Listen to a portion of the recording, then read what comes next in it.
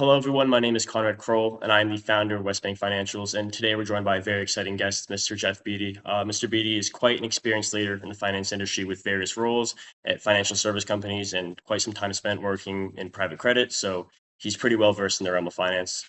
All right, well, Mr. Bede, to start off, could you please tell us a little bit about your career path and your experience in finance? Yeah, for sure, Conrad. It's great to be here. Really excited to discuss it.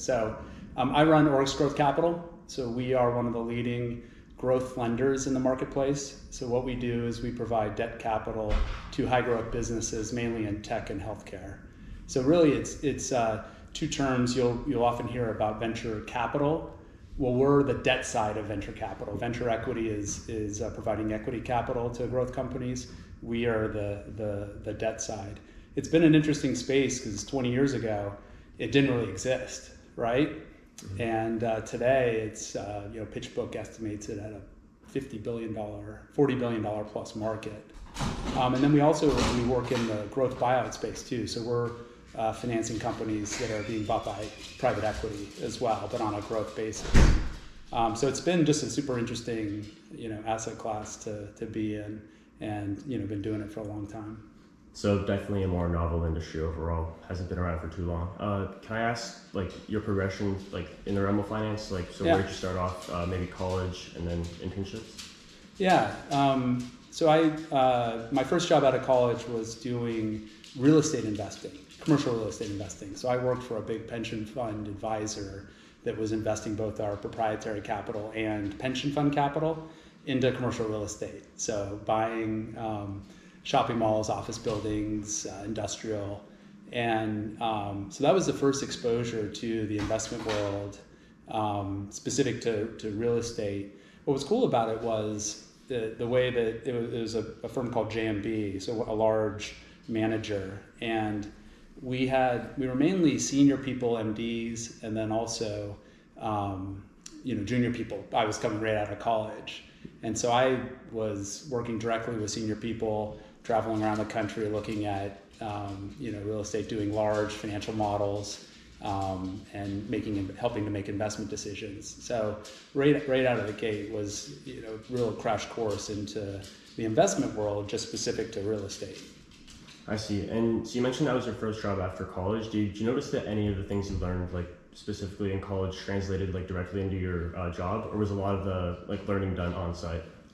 Yeah, that's a really interesting question because I studied liberal arts. So something that you'll often know is there's this debate about, okay, do I study something functional, let's say a business degree, and I'm going to study accounting or finance as an undergrad, or do I do more of a liberal arts major? I mean, I did quantitative economics as my undergrad, but also was almost going to be an English major as well. Combined with that, I went to school with a lot of AP credit, so I had a full year of credit, so went in as a sophomore. So actually my fourth year I got a master's degree in sociology. Wow. In organizational behavior, which was my first taste of business, so to speak. So I had the economics background, which was more call it theoretical and higher level. Did some Stanford Business School courses and had some connection to the business world and how people come together as groups to form organizations, and then how do those organizations affect change or run as corporations or government institutions. So anyway, it was a super interesting, but more learning to think critically, learning to speak, learning to write well, those type of skills, broad education around history and English, math, and then certainly economics. So when I went my first job, I knew zero about real estate. I knew zero. I couldn't build you a cash flow model if you asked me to. But that's not what they were looking for necessarily. Now they did hire a bunch of undergrad business school people too, who came in with more functional knowledge. Within 6 months, we were at par, or maybe even less. So my view is pretty strong the other way, which is that there's a lot of benefit to a broader liberal arts education where you get to go deep into some of these subject areas. But certainly there's a cost, which is that, yes, you're not learning some of that functional knowledge, and obviously need to compensate for that. I think today, with all the information that's out there and the ability to, that's online and through AI, and then talking to people, it's easier to build, knowledge in functional areas outside of school. But certainly taking some business courses, finance courses, accounting, whatnot can help if you're interested as an undergrad. I didn't. I see. And do you think that still stands true today? Especially because I guess the realm of high finance has become sort of hyper competitive. I can't speak for maybe 20 years ago. Yeah. I know today there's a lot of target schools, and then from that go to a token firm, try and get into Goldman, and it's become overly competitive. Do you think the similar path to what you took is still possible? It's possible. I mean, we just hired someone with a philosophy degree, so it's possible. It's harder for sure. And so I think the ways, though, there are ways to mitigate that.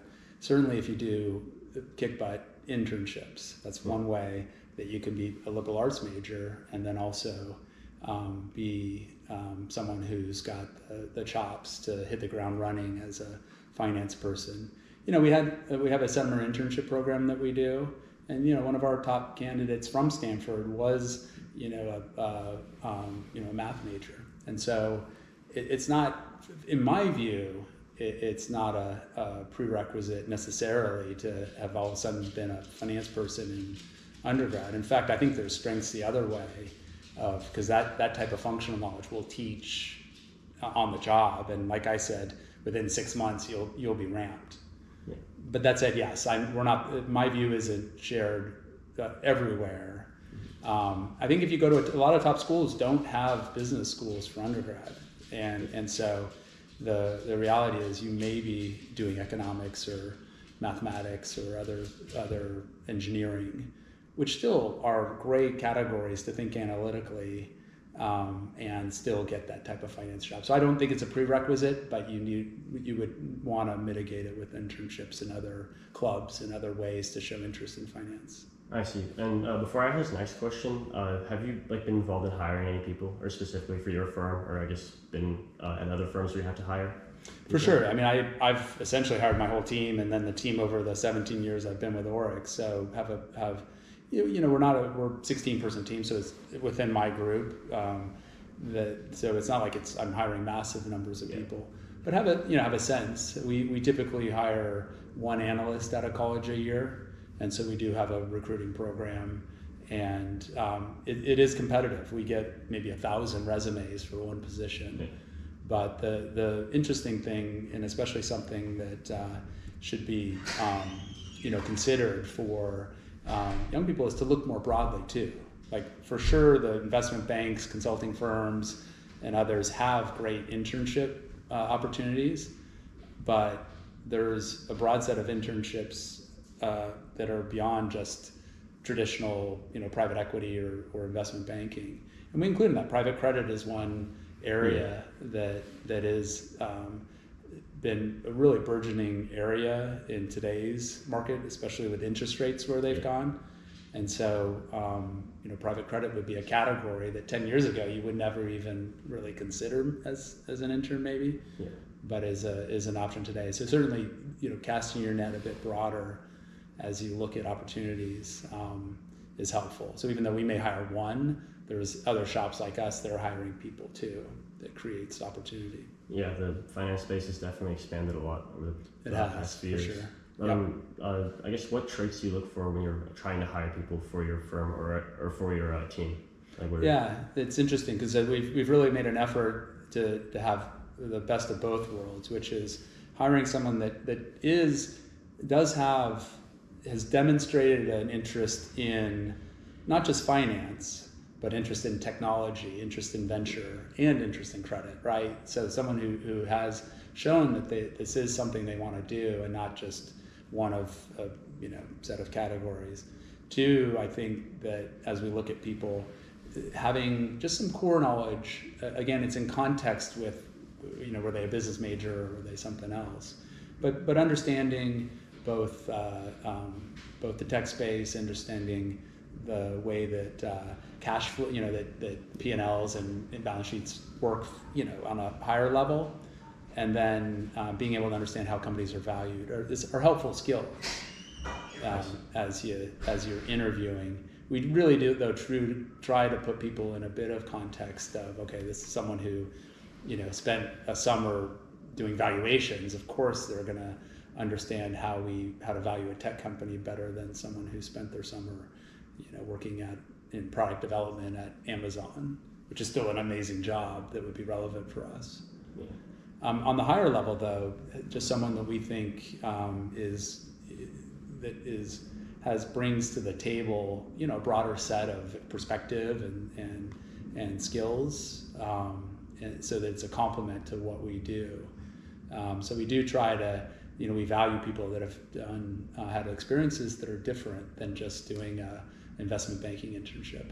So sometimes you'll see internships at startups. Yeah. Or at corporations. Some people have used time to do a nonprofit or to travel. So those are all appreciated, but so it is definitely a blend. I see. And do you think that it's difficult to break into private credit, especially from say someone who had previous roles as like a maybe hedge fund analyst or working PE, maybe a realm of finance that isn't exactly parallel to private credit? Meaning doing lateral from elsewhere into credit? Yeah. It is. I mean, it depends. Private credit is so broad. It can be anything from real estate, financing airplanes, to the biggest space is what we call direct lending, which is basically doing LBOs or financing buyouts of large companies, even public companies. If you look at, public companies raise debt. Amazon has debt. It's not just equity funded, and that all fits under private credit. So there is a diversity, and so sure, if you're making a move into private credit, it helps to have some sort of industry expertise that you can bring, or functional expertise that comes with it. The fundamentally, credit has a bit of a different mindset where it's fundamentally equity, especially in the venture space, is often what's the upside? How do I generate exceptional returns? We generate high returns, but we do it with a really eye on risk. Yeah. So how do we make sure we get we return capital back to our investors? And so that principal protection is really part of debt as well. So yeah, the answer, there's no formula in terms of, okay, if I want to move from something else, but there are ways things you bring to the table. We've hired people out of investment banking, consulting, even people who have an accounting background. So it's not monolithic that you have to get into private equity or private credit out of college and then boom, or else you're done. In fact, it can be interesting to take other paths, build your skills, and then come into it. I see. And do you think that the skills or I guess traits you got from your early internships correlate to maybe your role at ORIX today or other private credit roles? For me, back, it was a long time ago, but I didn't do internships coming out of before college or before graduation of college. So that was something that but I had unique experiences. I was a logger for a summer. Who the heck does that? Exactly. Yeah. So when I was being interviewed, I was a bit of a different cat than some of the other people interviewing, but it also resonated. I demonstrated that I could work with a broad range of people in a really challenging and demanding, physically challenging and mentally challenging environment, and it was interesting. So it did resonate in my interviews way back then. But really for the move into what I do today, working with these entrepreneurs and growth businesses that are trying to disrupt new markets and build companies, it really has been a progression. And that's where I wouldn't look at your first job as out of college as just a step of, and be open-minded to what path you end up eventually taking. If you would ask me back then, would I be doing what I'm doing today? Of course I wouldn't even have any conception of doing it. But being a principal investor in real estate, I really enjoyed that. But it was when the internet was starting to take off in the mid-90s. And so then it's well, that's pretty amazing. Amazon was founded, eBay was founded, some of these early tech companies in the internet space. And so I'm I want to move into technology. And I used business school and the internships at business school then as a stepping stone into initially investment banking, doing M&A and private capital raises for tech companies, which then translated perfectly into what I do today. I see. And okay, I guess this sort of transitions the conversation a little bit, but I was wondering what, or actually it doesn't transition it, but what specifically drew you to private credit, working with private credit? I was more drawn to venture. Or venture? Frankly, yeah, exactly. So when I was an investment banker doing M&A and we were the private placement group, so we were advisors for growth companies to raise mainly equity. And that was the core job. So what was great about it is I built relationships with venture equity and growth equity across the country. So when I joined ORIX, I already had a host of relationships with a lot of the equity investors, which are a key deal source for us and a key partner for us. So that was helpful. Two, I was working with these growth companies. And so I really had an ability to build trust with these entrepreneurs. And what was really cool with the investment bank that I worked with pre-joining ORIX was we were actually this hybrid model where we had technology consulting, strategy consulting, and investment banking under the same roof.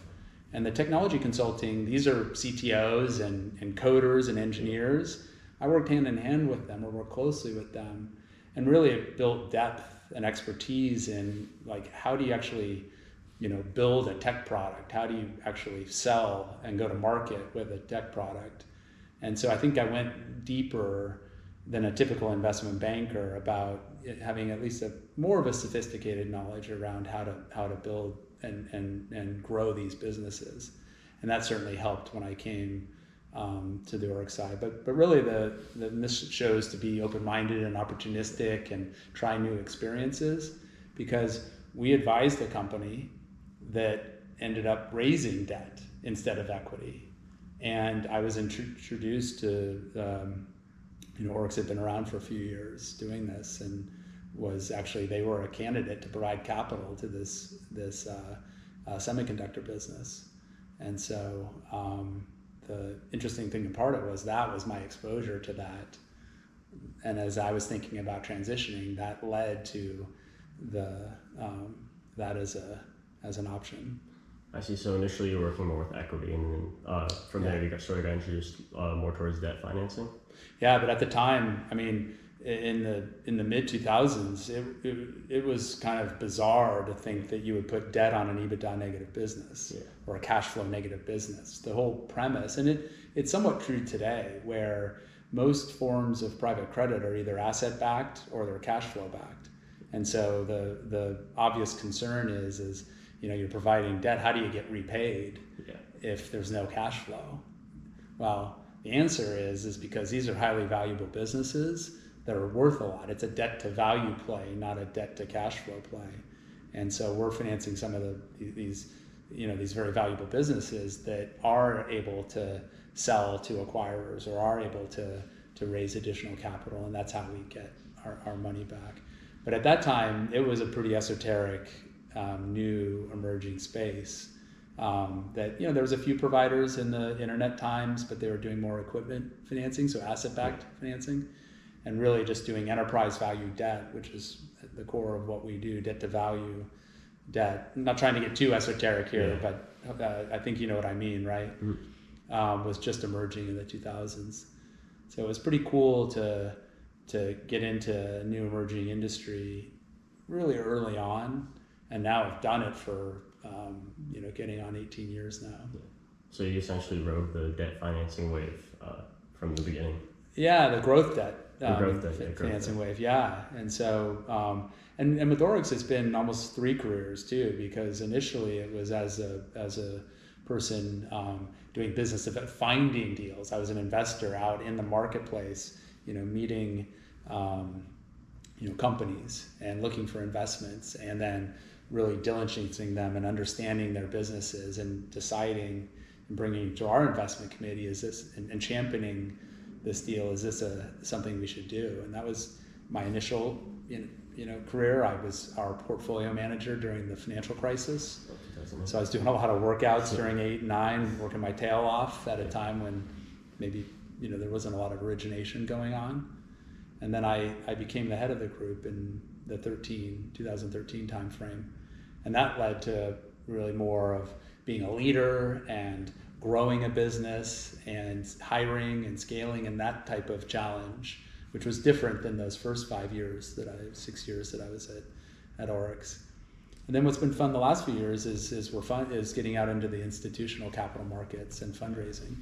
So really having the viewpoint of all the sources of institutional capital, the endowments from universities, the big pension funds, all the investors that provide capital to finance.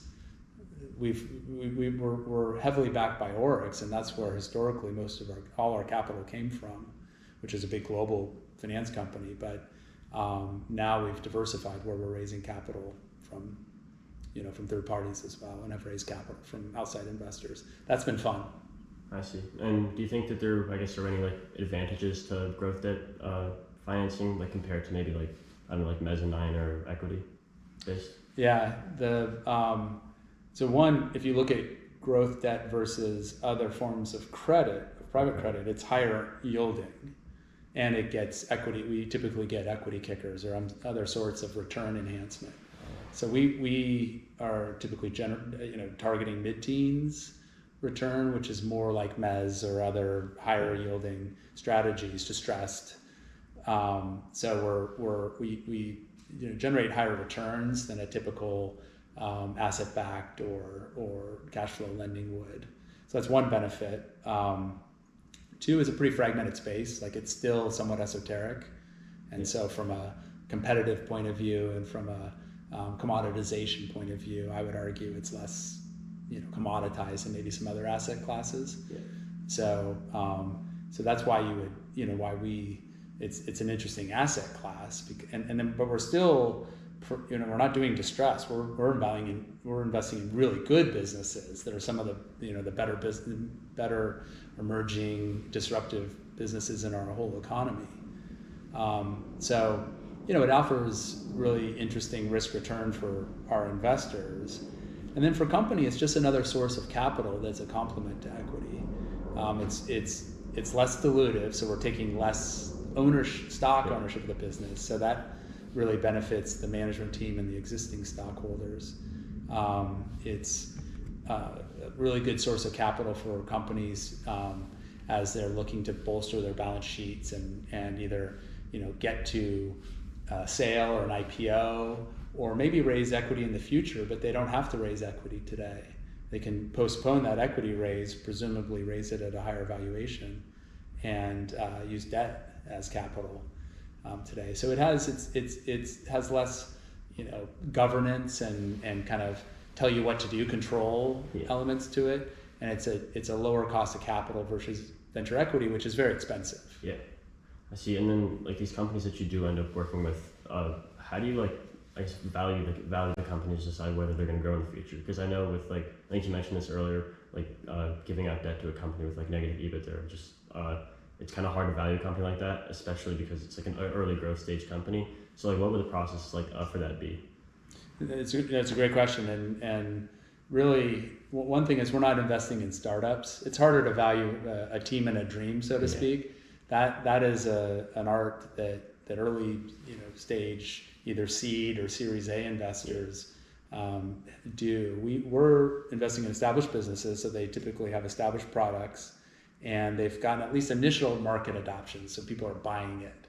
So for us, we're able to talk to customers, talk to experts in the space, talk to other management teams in the space, and really and have a 20+ year track record. So really we think are able to assess how strong is this business today. We spend a lot of time on the data, so unit economics and sales and revenue, in terms of really understanding, is this business model working, even though it's unprofitable? Could it be profitable in the future, or even today if they weren't spending as much on growth?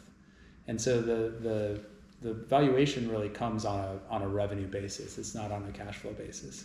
And that's the way most of venture is valued anyway.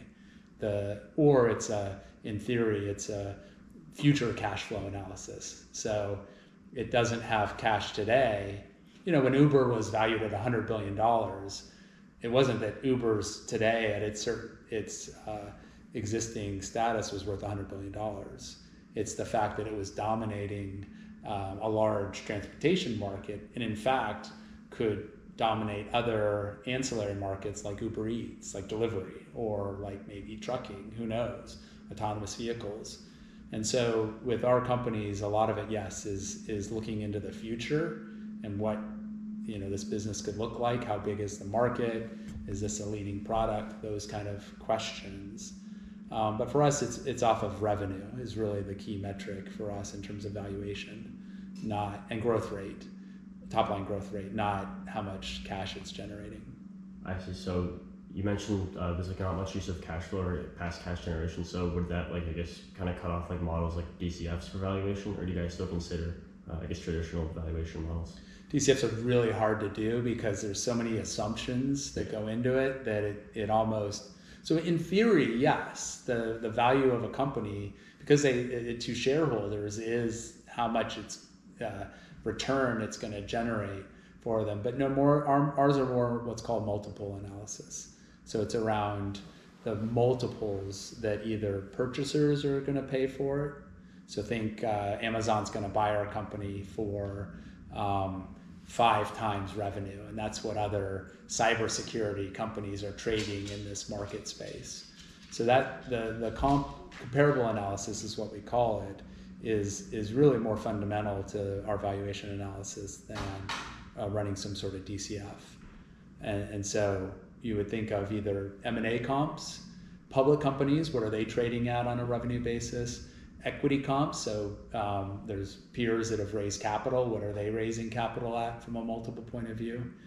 But obviously you're going to pay a higher revenue multiple for a company that's one of the better businesses in a really big market, because in the future it could be a really big company, versus maybe the 5th best company in a small niche market that's not going to trade for that much.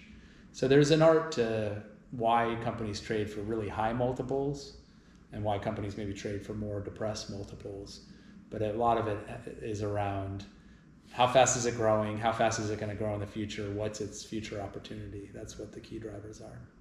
I see. And then, so what sort of companies do you generally work with, whether it's industry or growth stage? I think you mentioned earlier you usually work with established companies, but I guess specifically industry. Maybe. Yeah, it's emerging growth, I would characterize it. So it's usually, if you think on a venture basis, it's a Series B or C. They've raised a few rounds of equity. They've built their product. It's mostly software, enterprise software is where we primarily focus. That would be, it's tech mostly, and healthcare tech is the focus. And within tech, as you probably are familiar with, software has really disrupted every market space. So take financial services, transportation, marketing, advertising, you name it, technology, software is disrupted, mainly because of the cloud. That's what's been the key driver of delivering digital services to enterprises or to people remotely. That's the fundamental underpinning of software. And so we primarily finance software businesses, high growth software businesses, and artificial intelligence is just another driver now of innovation, of disruption, and of capital need and growth. And so for us, it really is kind of exciting time again to do what I do, even though I've been doing it for so long, just because we're now entering a new era of disruption. I see. And speaking of AI, do you personally think that AI might be some sort of bubble, especially with the emergence of a lot of new startups just being essentially a wrapped GPT? Yeah, I think the way I look at it, and again, I'm just one voice in this really rapidly evolving and innovating space. But my view is you have to separate out the bubble, so to speak, in terms of values and hype and capital raise. It is certainly true that AI companies are attracting really high valuations. They're attracting boatload of capital. There's just all this hype and excitement around that. And so sure, there are going to be some really big winners, almost certainly, and then there's probably going to be a lot of capital lost as well, or at least valuations that don't achieve what you thought they were achieved. That's the finance side or the investment side, and that's the kind of shorter term side. But the innovation is fundamental in my view. It's sometimes, you can argue to what degree or how profound the impact is, but it is certainly a massive change and wave that is going to impact every software business for sure, and then likely is going to impact every business to some degree in the future. So you mentioned what's it called? How you'll have like one like high growth winner followed by like a lot of like losers often, just because of I guess the low frequency of success rate for some of these companies. How do you like manage risk with that, especially when you're handing out loans? Yeah, we avoid binary risk is what we describe it. So there are certain so there's multiple winners in our category, so to speak, and often there's differentiation. Their products or services can be unique or differentiated in certain ways that then makes them attractive for an acquirer, because 90% of our businesses get bought rather than go public. Those are the two main exits. But the being bought by either a private equity investor later stage or by a strategic is where most of our exits come from. So for us as lenders, we're still, I find my job is interesting because I have to drink the Kool-Aid on one side. I have to really understand why is this entrepreneur like building this business and what's exciting about what they're trying to do. Really understand and almost emote the challenges they're facing and also the excitement around what they're building. And so there's that side. But as a credit investor, as I said, we're going to generate a nice return, but we need to make sure that we're not losing tons of money. We have losses, but naturally, but they're certainly way different than venture equity loss profile. And so the way we do it is we really there's different elements. I won't go into too much depth, but there's just different elements that we can avoid. Things that could be worth $1 billion, it could be worth zero. That's not a fit for debt. That's more of an equity type of play. For us, it's a business that it could be worth $1 billion, but on its worst day, it's worth more than the debt. I see. So generally, like the companies that you work with are less of like a hit or miss company. Yes, very true. So they and again, it gets back to that, really good drivers within the marketplace, a leading company within the space. They have a product that is selling well and has good differentiation. The revenue stats, they could be profitable if they weren't investing so much in growth. So we would mitigate our liquidity risk or our cash flow risk. So it's all these different levers that we can pull as an investor to manage the downside. It's not perfect. Like we have lost money in the past, but our track record is strong in terms of being able to mitigate risk in a dynamic space. I see. And speaking of mitigating risks, what are the big red flags that you see in some of these startups that, or I guess not startups, but growth companies that are kind of like just a red flag? Yeah, it's interesting. The harder part's the commoditization that can happen, or getting the adoption curve wrong. So on the commoditization side, we go in thinking that this product's pretty differentiated, and thus, because it's different than other products on the marketplace or legacy products, it's going to there's going to be high demand for it, right? But if you're wrong and it's more commoditized than you thought, then that's going to have future growth impacts. You're not going to grow as easily, and you're also, because it's commoditized, not going to be as valuable to acquirers. So that's one element that we try to spend a lot of time around the product market story. And then certainly on the adoption side, you can see often these early adopters. So this company will grow quickly, but then it has more trouble getting to more of a either not mass adoption, but more of a broader adoption. So we're not going mass market, but also, and so growth gets impacted on that as well. So the biggest challenges for us is if a company keeps growing, it's going to be a good investment. It's when they run into real headwinds around their product and the marketplace competition, those kind of things on the product side, and then certainly then revenue gets challenged. There have been a few cases where we've had some unforeseen binary risks around maybe regulation if it's in the healthcare space, or around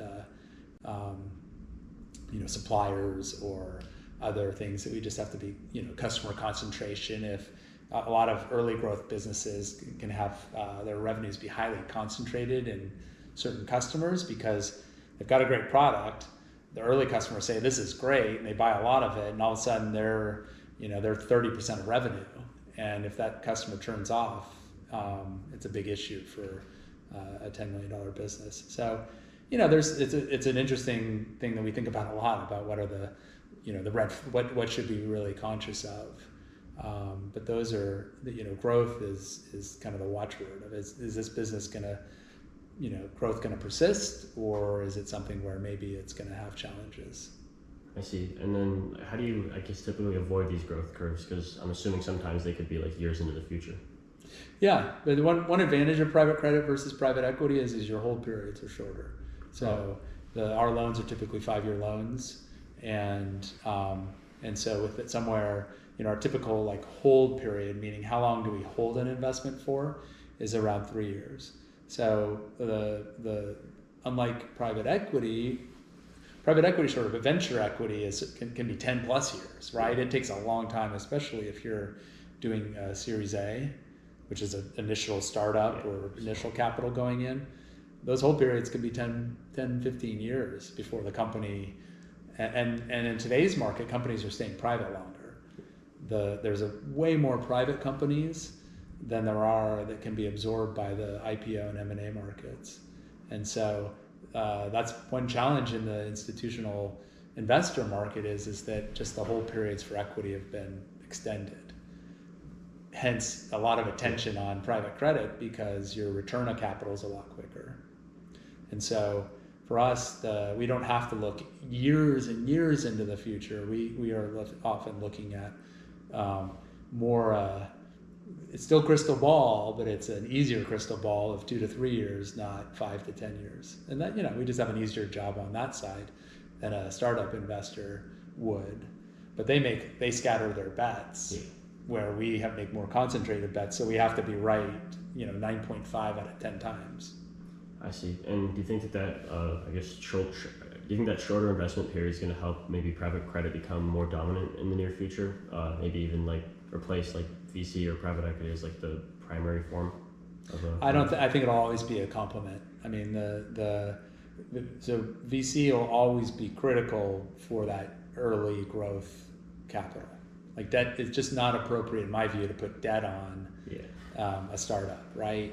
I mean, sometimes they'll raise bank capital and it'll be a few million, and really almost you're putting debt on the equity.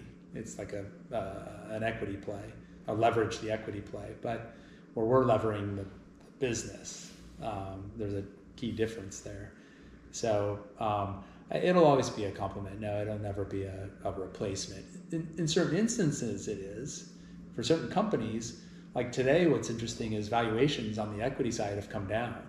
And for certain companies, they'd rather not raise equity because they do it at a down round, at a lower value that they raised before, which has negative impact on the business. So go raise go raise debt instead as a replacement to equity. So there's times where, but it's really a complement. I see. Oh, sorry. No, go ahead. And when you're, I guess, like raising capital, or not, does as your role, what's it called? Hey, with your role, do you ever go past just giving out credit or giving out loans? Like, is there any more support you provide for companies? There is. I mean, I call us, strategic debt or strategic capital, because we're either board. We can't sit on the board, but we're often either board observers, so we're part of the board. Debt's not really allowed to direct the business. There's clear kind of bright line between the two. And so we're board observers. We have, really like almost bat phone access to our management teams. And so we try to, the primary form is capital and is relationship. So here's access. ORIX is a large institution. Here are accesses to, in fact, ORIX is a customer for some of our portfolio companies, which is interesting.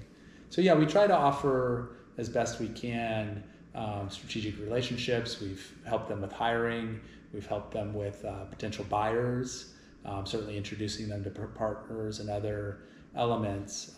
So it is trying to be helpful to them. But the core value proposition is not just providing capital debt, it's providing flexible debt.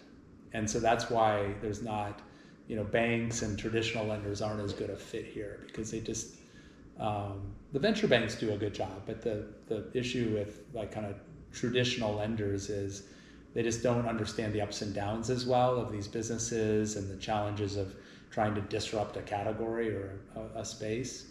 And so I think our biggest value proposition is our ability to really understand the businesses and be supportive and sophisticated lenders to them that's going to support the teams and the equity. I see. And do you think that maybe that like need for flexibility is a reason why, like, I don't know if you've probably heard of this, but like JP Morgan or other institutions have had difficulty trying to break into like growth lending? Do you think that contributes to it? It does. One, it's not traditional. So if you have have kind of a traditional credit mindset, which again usually falls into an asset or cash flow category, then sometimes thinking, okay, I'm going to be backed by intangible assets, digital assets, a digital product. I'm going to be backed by revenue. We're essentially revenue lenders in a way. And so that sometimes can be a hard transition for a bank, or especially a massive bank like them. But I think also the underwriting is a bit different. So it's harder to attach to the broader market because of just all the different flavors you get. And so of companies you get at different stages and different market spaces have different challenges and whatnot.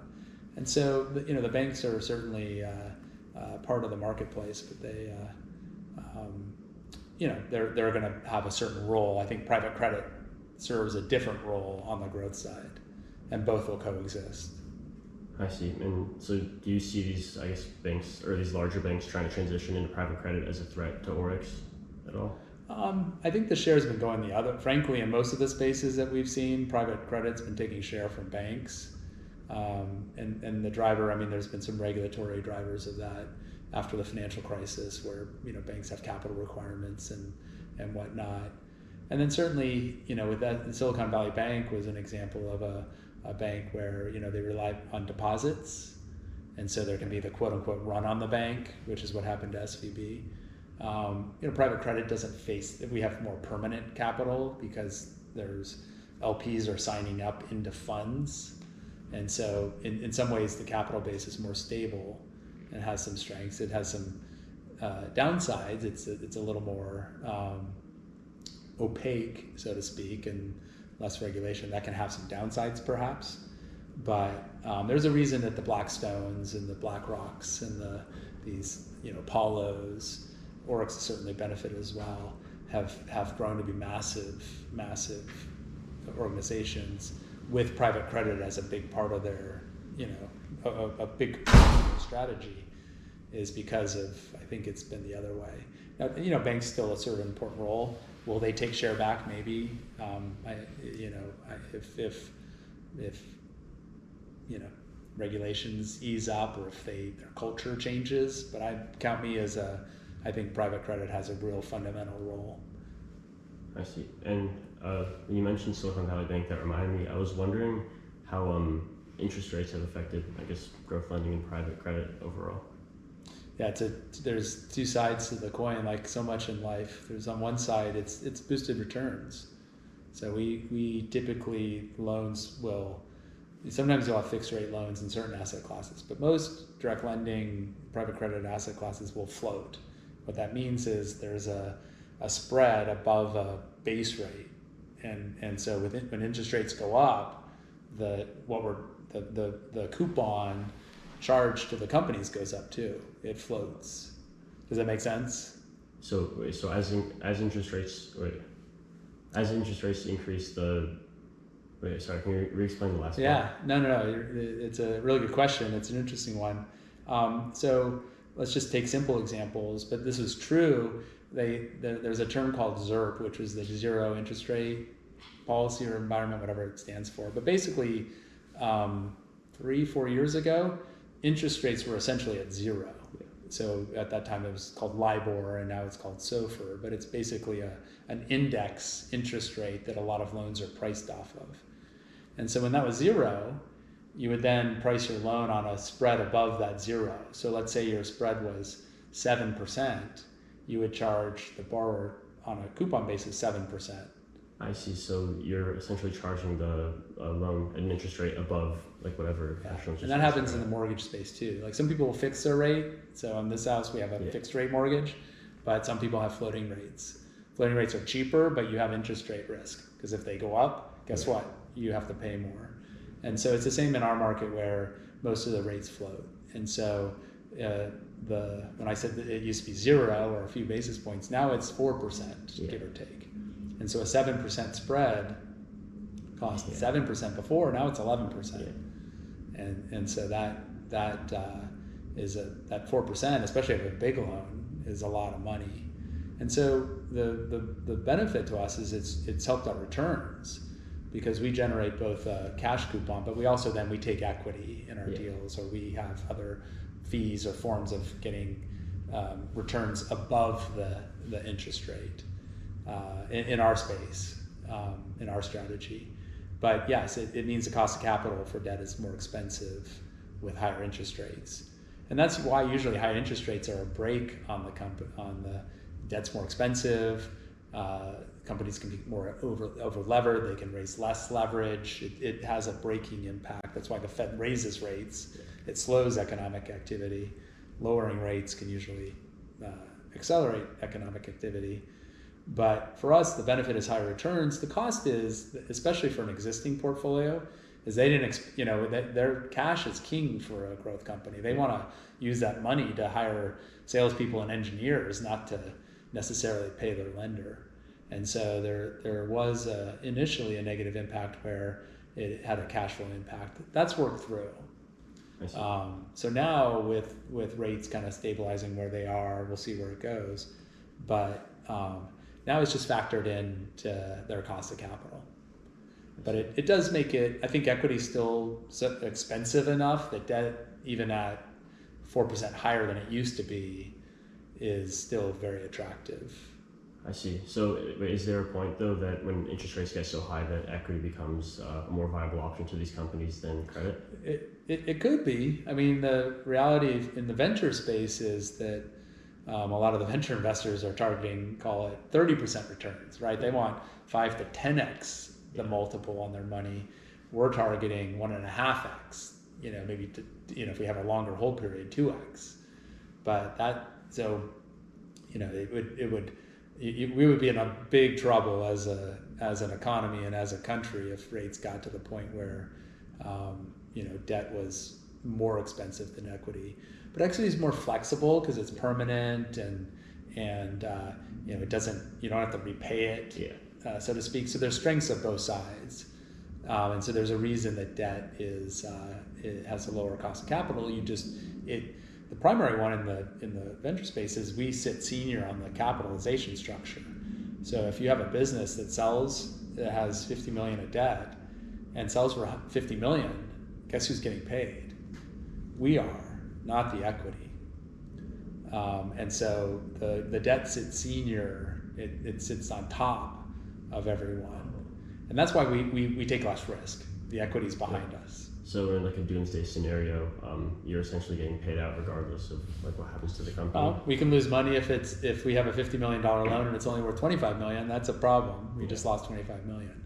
But yes, if there's a residual value, if there's value in the business, and that's why what we call recovery rates, our ability, even if a company does poorly, to still generate a a return or get our money back it's just a different profile than venture equity, and both have, like, venture equity is a lot bigger. It's obviously been around for decades.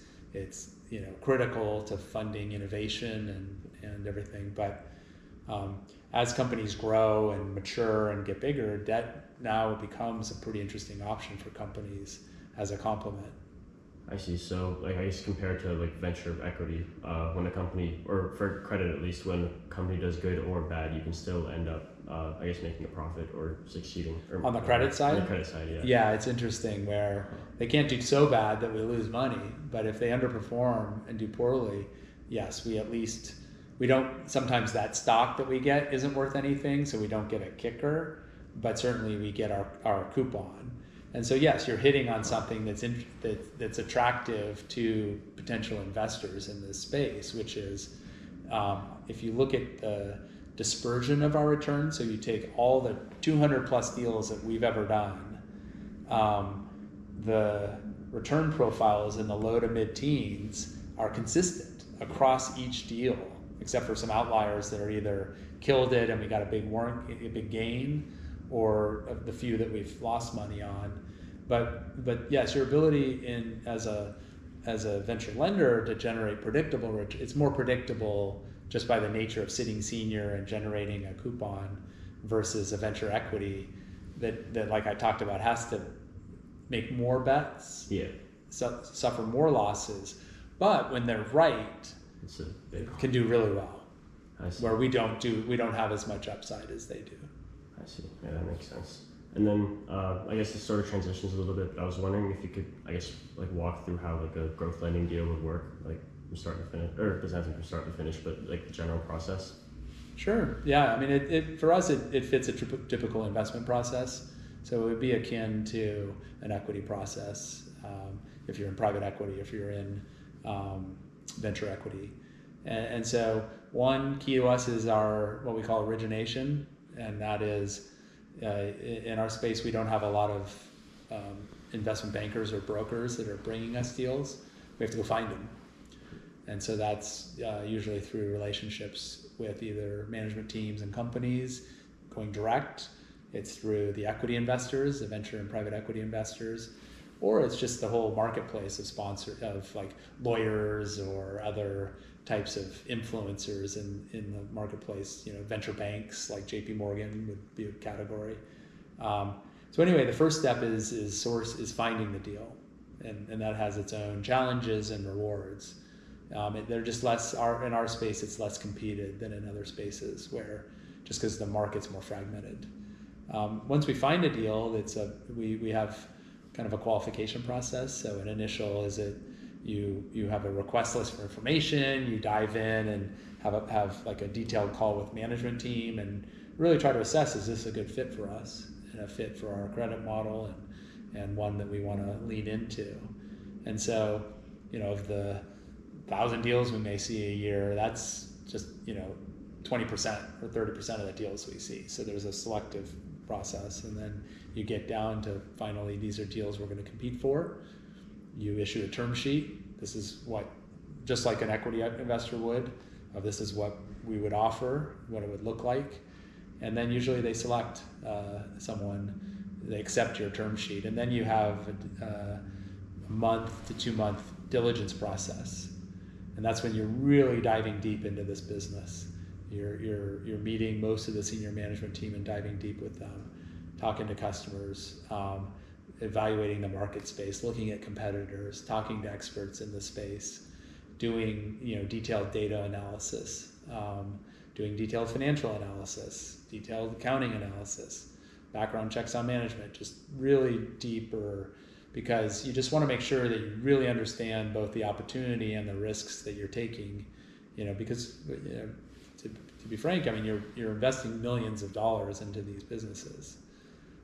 So on the behalf of your investors. So there's a heavy diligence process, and then there's a legal process. So there's either, if it's on the equity side, it's the preferred stock agreement. If it's on the debt side, it's the loan agreement. So I see. And then is there like any opportunity to restructure the deal, like afterwards, or restructure the loan, like maybe a year or two into it, or is it generally just locked? No, it's never. I mean, so one, most loans have what's called covenants. So a covenant means that it's kind of a minimum, call it checkpoint or hurdle that the business has to perform at. And so for us, it's usually a revenue level that's much lower than where they're at. But call it a tripwire. It's really something that if the business is materially underperforming, then there's a covenant violation, and then we're at the table to restructure, to talk about, okay, what do we need to do to make this work? In the cash flow lending space, there's often covenants around the debt to EBITDA, the debt to cash flow. So yeah, there's covenants. So those are times. Often they're doing that. They need our permission to do certain things, whether maybe it's an acquisition or maybe we're giving them more capital, because we often really like to upsize and give more capital to our better companies. And so there's just so many touch points over time that yes, it's unusual for us to do a loan and then the loan agreement hasn't been touched for 3 years. That is the exception, just because we're actively working with these businesses. And then certainly if things go poorly, then we're in conversations how to restructure the loan, both to their benefit to make it maybe less onerous or more flexible, but then also generate more return for us because we're taking more risk. The business hasn't done well.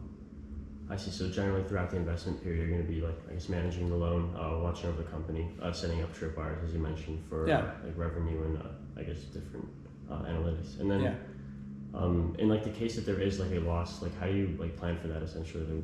What's the process behind that? Yeah, I mean, there's in terms of just our capital allocation. I mean, we have a long history and we have lots of comps in the marketplace, and so we have a good sense on a portfolio basis what the loss profile is going to be. So not on an individual company basis necessarily, but we're targeting loss rates that are that we've proven historically are accurate and that we can continue to replicate. So what's critical is that portfolio level, and then the core question on the loss side is, okay, if we have a company that does poorly or underperforms, can we still be a supportive partner to the business, to the team, and to the equity, but also just continue to manage our risk to make sure that we quote unquote recover, which is a debt term. What's your recovery rate on that loan? I see. And then with that, while you're managing risk, do you ever take into account, diversification of what companies you're giving credit to, whether that's by what stage they are, industry, or maybe just how the team is? Yeah, it's a great question. I think it's more of a factor for other strategies, that's a theoretical debate that we continue to have because we're pretty concentrated in terms of the sector, which is tech, but we're diversified in terms of end sector, which is, it could be healthcare, which is very different than financial services, which is very different than oil, than energy, which is very different than advertising, so it's broader. And then even within enterprise can be small, medium-sized businesses. It could be large enterprises. Large enterprises, the end customer, as go look at the Fortune 500, it's diversified across industries. So typically our end customers are diversified, but we have a pretty heavy bet on tech companies. For us, though, I think our risks are more dependent on the success of that individual business and what risks are we taking in terms of its individual growth and product adoption, less so that we need to make sure we're not too exposed to telecommunications, as an example.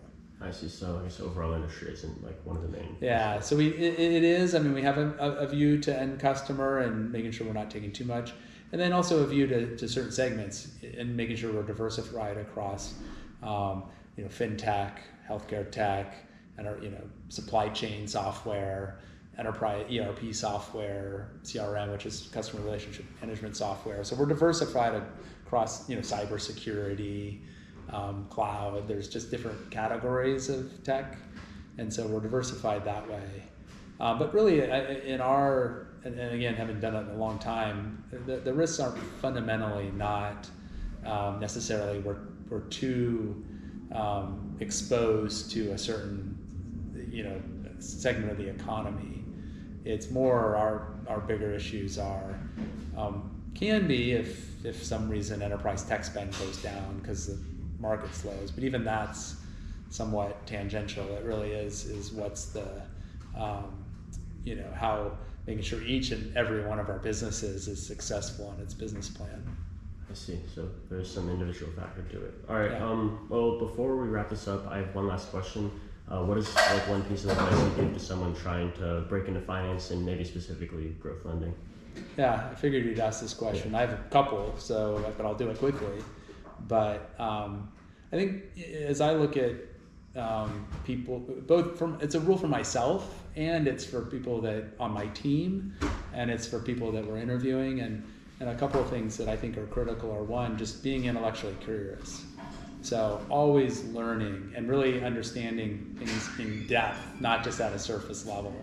That is going to really serve you well no matter what you do, is just that intellectual curiosity that you just bring to whatever you do. That you can almost like see it in people, and I think that is critical. It goes hand in hand with what you can do the research on it, but what's called a growth mindset.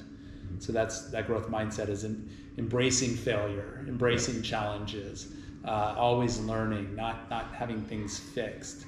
That also just is a trait that'll just you'll be great at whatever you do if you can bring that. A couple other pieces, and this all interrelates, but it's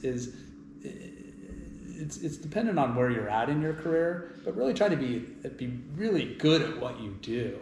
So there's an expertise that you build over time that starts and obviously grows. But when you're interviewing in finance, if you can show some depth around either a market, a finance segment, and hopefully it's relevant to what you're interviewing for, but you really understand how the bond market works if you're interviewing for a hedge fund or something that focuses on credit, or you're passionate about, just met someone the other time that's passionate about aerospace. Cool. So if you can go deep in that space, that's really critical. And then those being intellectually curious, being building expertise and being a growth mindset, then finding mentors. But my view is you got to earn mentors. You're not given mentors. And how do you earn it? You earn it by being by being out there and learning, asking questions, going networking and talking to people. So that's the combination. I think if you can get some element of that formula, you'll do great.